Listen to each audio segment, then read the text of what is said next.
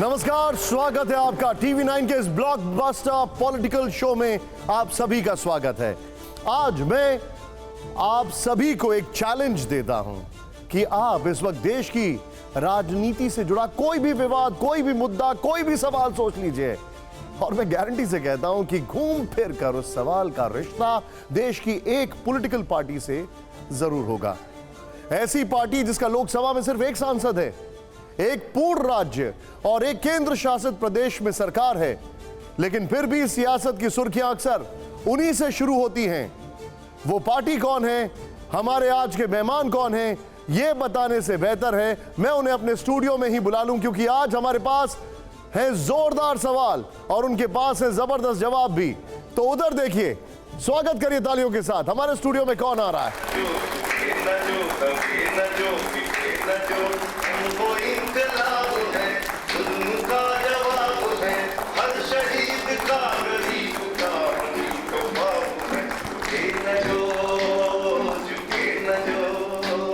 स्वागत है आम आदमी पार्टी के राज्यसभा सांसद, बेहद दमदार प्रवक्ता संजय सिंह जी का। संजय जी, हमारी एक खास एडिटर्स आपके साथ हैं और हम आपसे बहुत सारे सवाल पूछेंगे। पहला सवाल संजय जी, आपके स्वागत में हमने ये गाना सुनाया, आपको पता है ये कौन सा गाना है? जी, हमारे पास लंबी सवालों की फेहरिस्त है, लेकिन ये गाना हम आपसे शो के एंड में जरूर सुनने वाले हैं। पक्का। अब सवालों का सिलसिला जो है वो शुरू करता हूं मैं। सबसे पहले तो आपको यूपी निकाय चुनाव और के लिए जोरदार प्रदर्शन जो आपने किया है और जालंधर के साथ लोकसभा खाता खुलने की बधाई। बहुत धन्यवाद आपका। यूपी की जीत का श्रेय हम किसे दें, संजय सिंह को या यहां भी अरविंद केजरीवाल को? नहीं, निश्चित रूप से अरविंद केजरीवाल और आम आदमी पार्टी की नीतियां, केजरीवाल साहब का जो काम है उसकी बदौलत ही हम लोग देश में पार्टी का विस्तार कर पा रहे हैं। शिक्षा के क्षेत्र में, बिजली पानी के क्षेत्र में, स्वास्थ्य के क्षेत्र में अरविंद केजरीवाल जी के मॉडल की चर्चा आज देश के हर हिस्से में पहुंच रही है। और अगर वोट देने के लिए उत्तर प्रदेश की जनता तैयार हुई तो हमारा कोई जातीय आधार तो है नहीं, ना कोई धर्म के आधार पर हम राजनीति करते हैं। हमने तो वहाँ नारा दिया था कि एकता का राज चलेगा, हिंदू मुस्लिम साथ चलेगा। उसकी शुरुआत हुई है, एक अच्छा रिजल्ट आया आम आदमी पार्टी के पक्ष में। निश्चित रूप से केजरीवाल जी के काम की, उनके नीतियों की, उनके नाम की उत्तर प्रदेश के अंदर भी जीत। अब आपने केजरीवाल जी का नाम लिया है, एक मॉडल का नाम लिया है। ये सवाल जो है मेरा आपसे इसलिए है क्योंकि आप ईमानदारी की कस्में खाते हैं। आपके 2 बड़े मंत्री जेल में हैं, आप स्वराज की बात करते हैं, लेकिन आपके राज्य में खालिस्तानी अलगाववादियों की आवाज़ें बुलंद होती हैं। आप सिस्टम बदलने आए थे, लेकिन आज तक दिल्ली के किसी भी उपराज्यपाल से आपकी कोई पटरी नहीं खाई। हम सब देखते आ रहे हैं। आप कहते हैं कि सत्ता का लालच नहीं है, लेकिन उत्तर से दक्षिण तक सिर्फ सत्ता के संघर्ष में आप दिखाई दे रहे हैं। आप कहते हैं कि सारे मिले हुए हैं, लेकिन ज़्यादातर विपक्ष ये कहता है कि बीजेपी से आप मिले हुए हैं। एक एक करके बताएं। बिल्कुल, प्लीज गो अहेड। आपके जवाब। देखिए, पहली बात तो जो आपने कहा कि आम आदमी पार्टी सिर्फ सत्ता के संघर्ष में लगी हुई है। 3 बार हम लोग दिल्ली का चुनाव जीते और किन परिस्थितियों में जीते आप सब लोग जानते हैं। 2013 में जब आम आदमी पार्टी को कोई गिनता नहीं था, एक वरिष्ठ नेता इस वक्त दुनिया में नहीं है, उन्होंने कहा था 6% वोट आ गए तो राजनीति छोड़ देंगे। उस समय जनता ने हमको 28 सीट दी और दिल्ली में हमारी सरकार बनी। 2015 में जब प्रचंड बहुमत से भारतीय जनता पार्टी जीत के आई थी, प्रधानमंत्री जी कई राज्यों के चुनाव जीत के आए थे और दिल्ली में उन्होंने कहा कि केजरीवाल तो बदनसीब है, इसको वोट मत देना। 67 सीटें लेके आए हम लोग। उसके बाद 62 सीटें लेके आए इस 2020 के चुनाव में। पंजाब में गए तो वहाँ पे 92 सीटें मिली। पहले जब 2017 में, उस वक्त मैं प्रभारी था, 20 सीटें मिली। इस बार 92 सीटें आम आदमी पार्टी को मिली। तो ये ऐसे नहीं है कि सिर्फ हम सत्ता का संघर्ष कर रहे हैं, हम अपने मॉडल को, अपने काम को, बिजली के, पानी के, शिक्षा के, स्वास्थ्य के मॉडल को पहुंचाने में सफल रहे हैं। अब आपने मंत्रियों का सवाल पूछा, ये बहुत अच्छा सवाल है। अभी एक शराब घोटाले की चर्चा की जाती है बार बार और जांच की बात की जाती है। वो जांच है क्या निशान जी? मैं पूछना चाहता हूं। 8 महीने 10 महीने हो गए उस जांच को करते हुए और उस जांच में निकला क्या अब तक? राजेश जोशी और गौतम मल्होत्रा की जमानत में। मैं ना संजय जी इस पे आऊंगा, आपसे डिटेल में सवाल पूछूंगा। अच्छा, नहीं आपने सवाल पूछा था, 1 मिनट दे दीजिए प्लीज। ओके।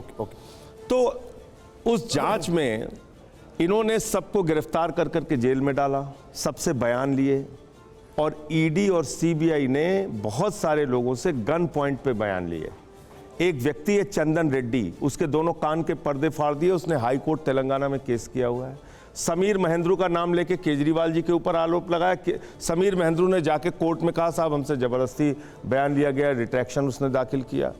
अरुण पिल्लई ने कोर्ट में जाके कहा हमसे जबरदस्ती बयान लिया गया। आप मेरा केस ले लीजिए ना, ईडी ने मेरा नाम चार्जशीट में डाला, और जब मैंने डिफेमेशन का केस भेजा, उनको नोटिस भेजा, तो मुझसे कह रहे हैं साहब गलती हो गई। ये क्या मजाक है सर? मतलब अजय सिंह का संजय सिंह हो सकता है, विजय सिंह का संजय सिंह हो सकता है, उन्होंने कहा कि राहुल सिंह का संजय सिंह कैसे हो सकता है? टाइपिंग एरर उन्होंने कहा। टाइपिंग एरर तो फिर कल को अगर नीरव मोदी की जगह नरेंद्र मोदी लिख गए तो बड़ी प्रॉब्लम हो जाएगी, फिर तो बड़ी समस्या हो जाएगी। अच्छा, तो मैं इसलिए कह रहा हूं कि ये कोई टाइपिंग एरर की बात नहीं होती। एक चार्जशीट आपने फाइल किया, वहां गलती हो गई, दूसरी चार्जशीट आपने सप्लीमेंट्री फाइल किया, वहां भी गलती हो गई, तीसरी आपने फाइल किया, वहां भी गलती। मैं 3 चार्जशीट तक चुप रहा, तीनों चार्जशीट में मेरे नाम डाले गए। उसके बाद जब मैंने डिफेमेशन का नोटिस भेजा तो कहने लगे साहब गलती हो गई है, जांच हो रहा, मजाक हो रहा है। अच्छा, 14 फोन का क्या हुआ सर? आपने भी टीवी पे चलाया सर, मैं उस सारी डिटेल में मनीष आ रहा हूं। सिसोदिया के लिए कहा गया कि उन्होंने 14 फोन तोड़ डाले। मैंने सारी डिटेल आप लोगों के सामने रखी कि 4 फोन ईडी के पास, 1 फोन सीबीआई के पास, बाकी सारे के सारे फोन चल रहे हैं। ठीक है, आप कहिए तो लाके दे देंगे आपके ये जो आप बात कर रहे हैं, ये सारे और ये जांच चल रही है। ये सारे सवाल इत्मीनान से मैं आपसे पूछूंगा। मैं पहले पॉलिटिकल पार्ट को जरा पूरी तरीके से खंगालना चाहता हूं। आप लोगों ने कर्नाटक में चुनाव लड़ा, यूपी में शानदार जीत दर्ज की आपने, पंजाब में आपका उस तरीके से खाता भी खुला एक। मैं आपसे ये जानना चाहता हूं कि आम आदमी पार्टी 208 सीटों पर चुनाव लड़ती है, आपसे ज्यादा नोटा को वोट मिले, फिर हर सीट पर जमानत जब्त हो जाती है। आप कहते हैं कि कर्नाटक में काडर बन चुका है, 2 लाख से ज्यादा कार्यकर्ता हैं। हमने पूरा सम टोटल किया तो पता ये लगा कि कर्नाटक में आम आदमी पार्टी को कुल 2.25 लाख वोट मिले। कर्नाटक में बेहतरीन सवाल कोई हो नहीं सकता था। बहुत अच्छा सवाल आपने पूछा। ये तो आम आदमी पार्टी की बात आप कर रहे हैं। 2 राज्यों में हमारी सरकार है, 10 हमारे राज्यसभा के सांसद हैं, 1 लोकसभा में अब जीत गया, और इसके बाद आम आदमी पार्टी देश भर में चुनाव लड़के राष्ट्रीय पार्टी बन गई। ठीक है, दुनिया की सबसे बड़ी पार्टी की बात करते हैं, हमारी पार्टी की बात छोड़ दीजिए सर। दुनिया की सबसे बड़ी पार्टी है भारतीय जनता पार्टी, और 5 साल तक हमारे यशस्वी प्रधानमंत्री आदरणीय नरेंद्र मोदी जी देश के प्रधानमंत्री रहे, 14 से 19 तक, और 19 में आंध्र प्रदेश में चुनाव लड़े। कितना वोट मिला सर? 173 सीट में 173 की 73 सीट पे जमानत उनकी जब्त हुई।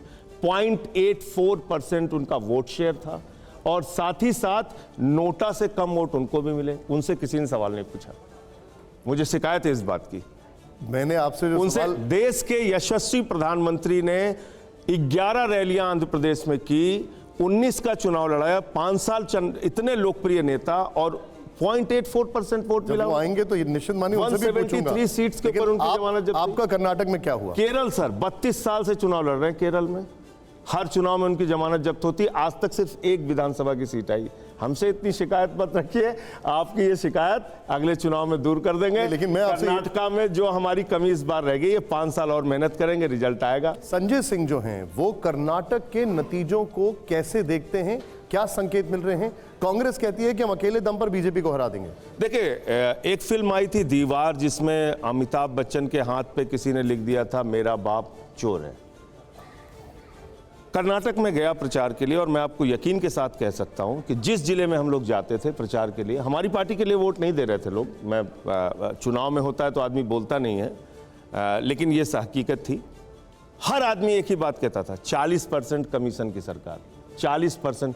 तो 40% कमीशन की सरकार दीवार फिल्म के अमिताभ बच्चन की तरह कर्नाटका सरकार के माथे पे लिखा गया था। ये एक तो सबसे बड़ी हार का कारण ये है। कांग्रेस पार्टी को जो नकारात्मकता थी भारतीय जनता पार्टी की सरकार की कर्नाटक के अंदर, उसके कारण से इतना बड़ा जनमत मिला है। क्या विपक्ष का सबसे बड़ा चेहरा अब कांग्रेस दिख रही है आपको कर्नाटक के बाद?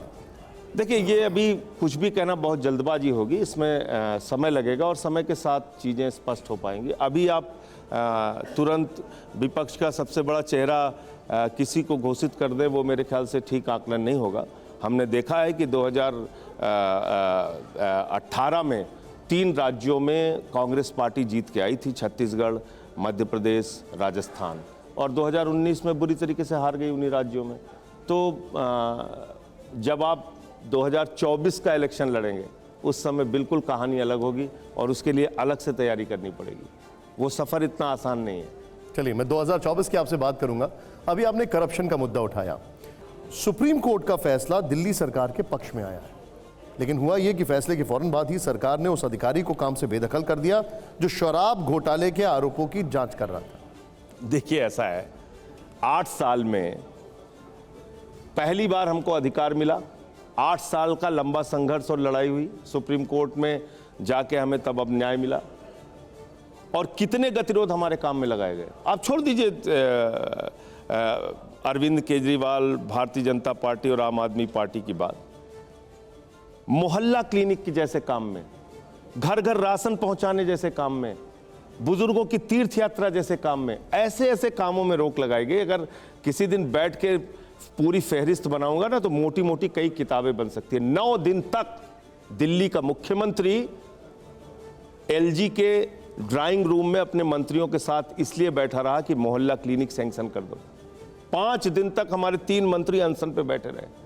ये छोटी पीड़ा की बात है। लेकिन संजय जी, हमारे 43 सुप्रीम विधायकों कोर्ट पे के फैसले के बाद फर्जी एफआईआर कर करके उनको संजय जेल जी, में डाला गया। निशान जी, आपको सुन के हंसी आएगी। संजय जी, सुप्रीम कोर्ट के फैसले के बाद आप सबसे पहला फैसला वो थोड़ी लेंगे जो किसी आरोपों की जांच कर रहा है, शराब घोटाले की जांच कर रहा है, उसी अरे को हटा भाई, देगा। आपने तमाम अखबारों की खबर पढ़ी होगी। जिस व्यक्ति का नाम लिया जा रहा है, मैं उसके ऊपर तो आरोपों की लंबी फहरिस्त है। आपने क्यों बैठा रखा है ऐसे व्यक्ति को विजिलेंस में, जो खुद कई भ्रष्टाचार के मामलों में घिरा हुआ है?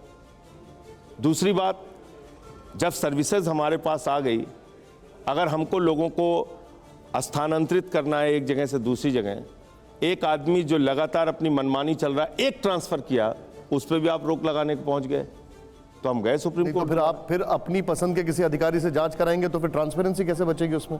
ये आप कैसे कह रहे हैं कि हम अपने पसंद के अधिकारी से जांच कराएंगे? जांच शुरू भी नहीं हुई और आप पहले से ही मान मैं के चल पूछ रहा हूं आपसे, ये मेरा सवाल है। मैं ये कह रहा हूं कि जिन लोगों के ऊपर खुद दाग है, उन लोगों को आपने ऐसी जगहों पे बैठा रखा है जो जांच की जिम्मेदारी लिए हुए।